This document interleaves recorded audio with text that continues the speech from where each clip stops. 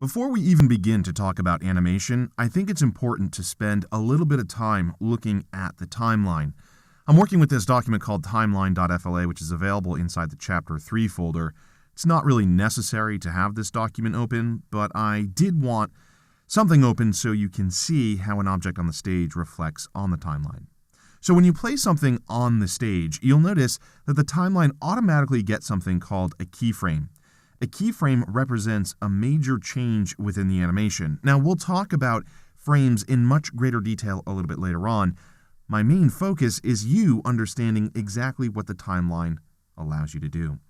So the timeline is constructed of frames, as animations are constructed of frames. But the timeline, by default, is really nothing more than a frame holder. It just holds frames. So if we take a look at these numbers, this isn't necessarily frame 20 over here because we don't have a frame there, but this is where frame 20 would go. And you'll notice that every 5 frames, the shading within the timeline is slightly different. The only reason why it's like that is to make it easier for you to count frames. That's it. It has no other significance beyond that. So here we have all these frame slots, waiting for content, waiting for frames, waiting for animation. Once you have animation, for example, what I will do is select this slot where frame 20 will go, and then I'm going to come up to the Insert menu, and from there I can select Timeline, and then I'll choose Frame. By inserting a frame, you'll notice that the frames between 1 and 20 become populated, meaning that you can click and drag this playhead. Now, believe it or not, you have an animation here. It's not all that exciting, but it is an animation. And so what we're looking at here on frame 1 is a keyframe, which is a major change, which is this object showing up. Then we simply have frames, and these frames are doing nothing more than making this object last in time longer. Now you will notice a little box at the end of this animation strip. This little box is nothing more than telling you it's the last frame. It really has no other significance beyond that.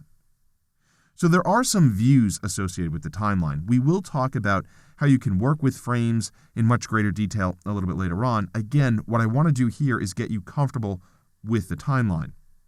So here's the playhead. That's something that you're going to be using all the time. When you drag it back and forth, that's called scrubbing. You'll notice as you drag the frame numbers down here towards the bottom change. Watch, if I drag, they increase. If I drag to the left, they decrease. So you get a frame readout, but you also get a seconds readout right down here.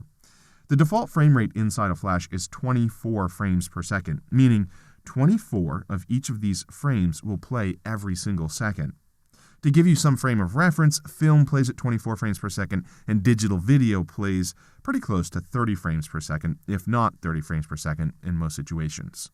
So the higher your frame rate, typically the more realistic your animation can look. You also have some controls down here towards the bottom. I guess I'll call them VCR controls. VCRs haven't been around for a while now, but you know what I mean. You can step through frame by frame. You can play, stop, pause, move to the end of the animation, go to the beginning of the animation. They allow you to control the playhead. There's also some options over here that we'll talk about as we begin to animate, as talking about them now really won't make a heck of a lot of sense without an actual animation in place. But if we come over to the top right-hand corner, in the top right-hand corner, you have some options for the view of the timeline. Right now we have it in the normal view, which is the default, but if you wanted to, you could set it to a smaller view, like tiny, which gets really hard to select frames and find frames.